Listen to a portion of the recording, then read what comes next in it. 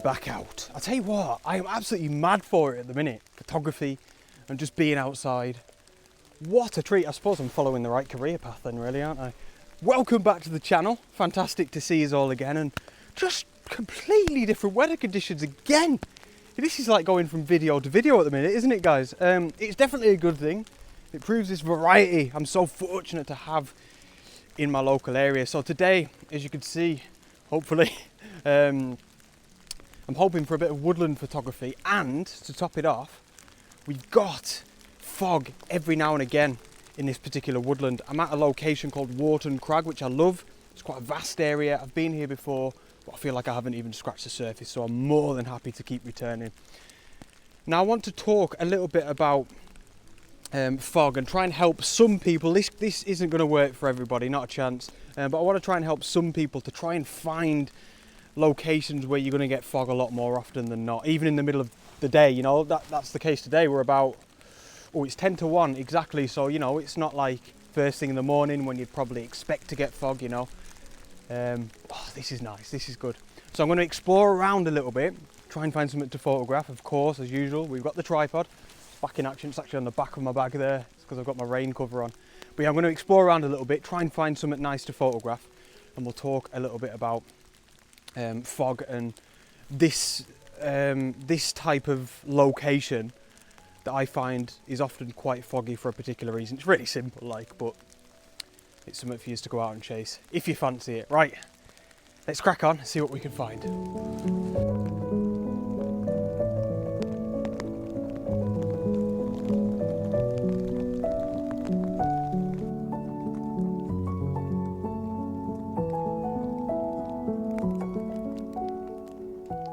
The bag is drenched. It's one of them where you just need to give up and let everything get nice and wet. So I'm set up, and again, I'm going down that old unorthodox road a little bit. I am genuinely really enjoying everything that's been happening over the past couple of months with my own photography. I felt like I've just tried my best to just try a load of new things, and I've definitely learned so much, and I've found it all thoroughly enjoyable. I'd honestly urge you to give it a go. I wouldn't necessarily, I'd say that I was the type of photographer that was set in my ways, but I was probably set in my ways a little bit. You know, I always loved using my tripod, and tons of other things that I would always just do religiously without really thinking about it, you know. So this example is using the wide angle lens in the woodland. You know, more often than not, I don't even bring my Tacchina 11 to 16mm when I'm in the woods. But I've just sort of stumbled upon these few rocks down here in the foreground. In fact, what first caught my eye was this path that curves its way around deeper into the woodland, and of course the fog is working wonders here to make this work. But yeah, I just thought, well, why not include some of these rocks down here as well? And then I just thought, well, I can keep trying new things and get the old wide angle lens on, go against the grain, you know, the grain that I've made myself. But it looks really nice. Of course, I'm kind of angling down slightly, you can see there, but because I'm shooting at 11mm, we're still getting a load of the trees in and the fog and everything. It's wonderful. So I'm happy to have this little foreground element in here. And these limestone rocks are kind of scattered around this woodland and this whole area, you know, that's close to home. The mosses, the green mosses, all these fallen orange leaves. It's a real nice sort of winter woodland photograph, I like to feel, you know, obviously without the snow. But no, it's nice, and we've got a few of the little beech saplings and stuff scattered around. It's lovely. So I am actually focus stacking this photograph. Probably don't really need to, but just kind of because I've kind of got it set up on the tripod. So I'm taking one image that's focused on the rocks that are dead in front of the lens, second image focused on some of the trees in the background, both shot at f8 ISO 100 and 1/13 of a second. So nice and simple there. But yeah, it's all about the composition and the fog, really. I'll pop this image up for you to see now. I hope you like it, as always. And then I want to chat to you how I've discovered fog today. Nice and simple, but it's worked in my favour.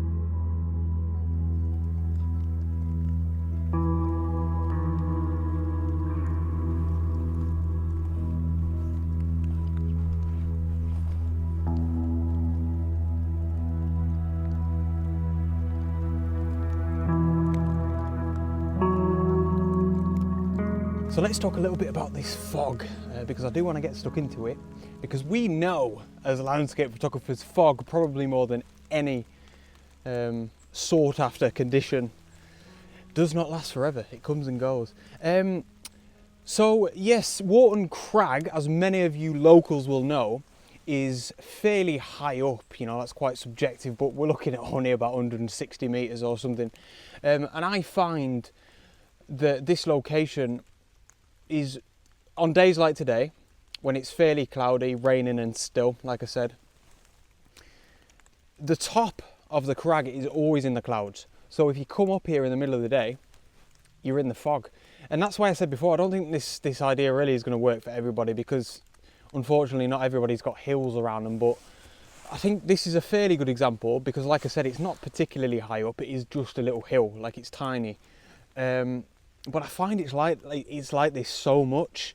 And that's really why I wanted to mention it. You know, I think a lot of us in you know, the UK at least, within reasonable distances, you know, we've got some sort of hill where this sort of thing could happen. And honestly, as I was driving towards Warton Crag from Carnforth, there was just no fog. It was just a normal sort of overcast, rainy day, but I could see Warton Crag.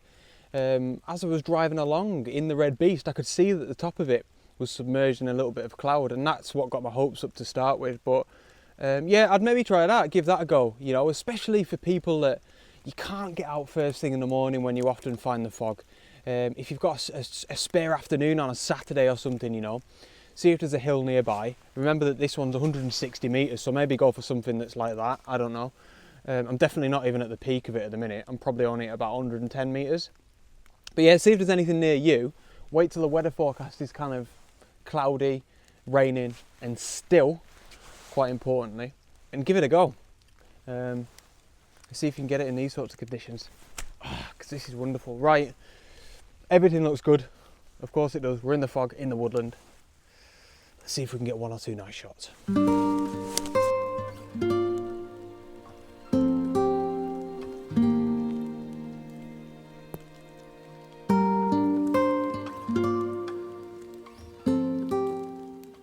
So I just find the woodlands such a different experience from all different types of, all other types of landscape photography in a real positive way. I just find it's like meditation. It's so relaxing and calming. You know, I love the thrill of chasing sunsets on the coast. You saw it in my last video. I get really emotional, and I love that side of photography as well. But I love having this sort of thing as an option. Almost, you know, switching between those two types of photography, and I can come to the woodland and just chill out, you know, forget about the world, search around for shapes, really enjoy the environment, especially when the weather's like this, because no one comes out when it's like this. You know, you ain't got any dog walkers or anything, and of course when you've got the fog, everything just looks beautiful. You can really get stuck in, and I just find it so calming.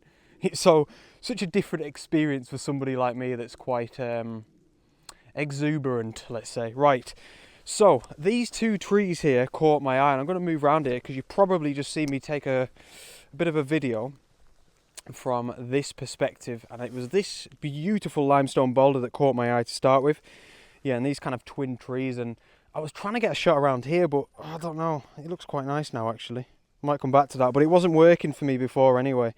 Actually, that looks really nice. I'll come back to that in a second. I'm so glad that I just did that. But anyway, there's the bag and the tripod on the deck where he belongs. No, I'm just doing another handheld. So this is the composition. As you've seen it there, that's pretty much the composition that I'm going for.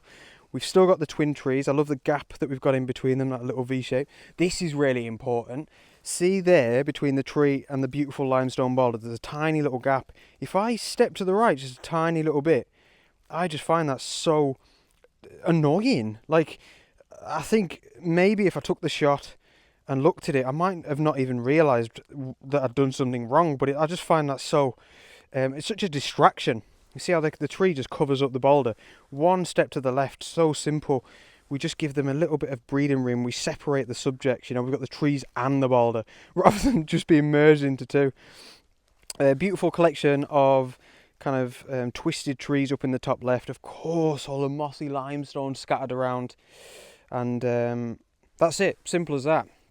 So like I say, I'm shooting handheld, do not need the tripod here. I'm shooting f5.6 and focusing on this tree, and then we'll get a little bit of, a tiny bit of blur as we go off into the background, not too much. But I think that's just going to help. It's going to work really well in tandem with what we're getting out of the fog anyway, you know, separation. So ISO 100, f5.6 and 1/40th of a second, which I'm absolutely more than happy to shoot handheld with. And that's that, guys. I'll just get my electronic level up. I really like this section of leaves down here. It's like a bit of an open space. It's almost like an area of negative space, really. But I like it. I feel like it's helping to balance out the image wonderfully. Get the level up, and we'll grab that now. And I'm going to run round to the other side of that boulder and see if we can get a shot over there. Oh, just fantastic. I must admit, we all know this is the truth. The fog does change absolutely everything. I do think it's a nice composition. It's pleasing. At the very least, you know, on a normal sunny day, I would like the idea of it. But the fog just gives it a little bit of something, doesn't it? And that's why you need to find a hill close to your gaff. So you can come up here on overcast days and enjoy a bit of landscape or woodland photography in the fog. Right, let's see if I can make something at the other side there of those trees and that boulder. Alright, so there's no need to get the tripod out again. I am going to give this a go. I'm not 100% sure. I'm going to focus on that beautiful limestone boulder. That is a stunner. Let's get that a bit brighter. Yeah, it looks alright on the back of the camera. I suppose it's fairly similar. You know, we've still got these trees and the boulder on the right hand side of the frame. I do actually like what's going on in the background there. And again, I'm going to get sick of saying this. I'm sick of thinking about it, but it is the fog that's making it. Alright, let's grab that. And hopefully that one comes out nicely in post. Or, you know, once I've worked on it in post. It does look quite nice on the back of the camera, actually. I think when I was looking at it before, I thought it was a little bit too messy. Which I think for a lot of times that really is the case. But I think sometimes that can actually just work.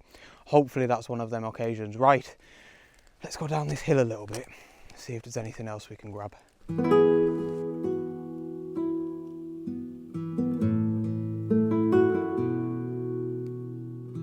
So I'm just going to take a quick shot on the tripod. It's actually not quite as foggy as it was a minute ago, but I don't mind. Yeah, so you can see, I think it was probably this tree that caught my eye to start with. Absolutely gorgeous, but then the limestone mossy boulders here that lead up to it.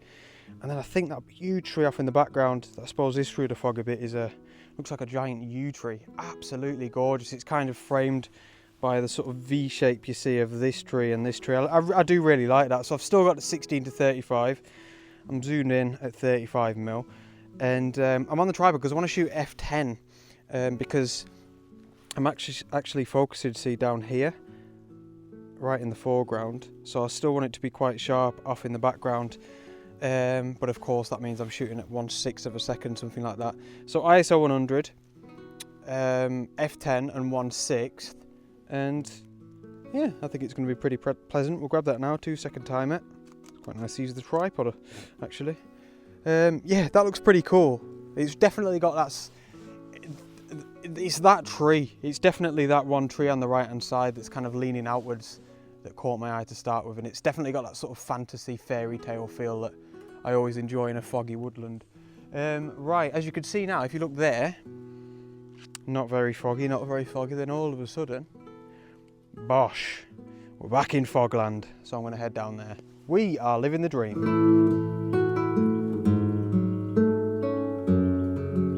So the fog has just dissipated in an instant.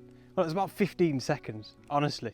I was looking at a certain area in the woods thinking, yeah, that looks good. Popped the camera back in the bag, looked back and it was gone. And I don't like it. I don't like the way it looks. It feels like somebody's pushed the clarity slider up in Lightroom. It's a proper landscape photographer's metaphor there, isn't it? Lightroom. Yeah, so I mean I could scout around for a little bit, but I've been really happy with the way that the afternoon's gone. It's been a really enjoyable little adventure, and like I was saying before, so relaxing and chilled out. I can't wait to get home now and have the cup of tea. I feel proper chilled out. This is the meditation, isn't it?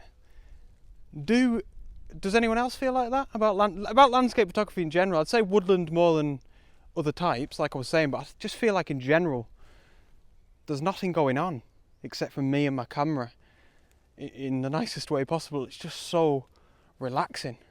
and enjoyable, and you're just proper in the moment, aren't you? What a treat to have discovered this wonderful passion. I'm sure you all share that one with me. Right, I'm going to go home. But yeah, thank you so much for tuning in. That's been class. Hope you enjoyed the images. And as always, if you could give the video a thumbs up on YouTube just below the video, that would be much appreciated. It really helps me out. I'll see you on the next adventure. Out.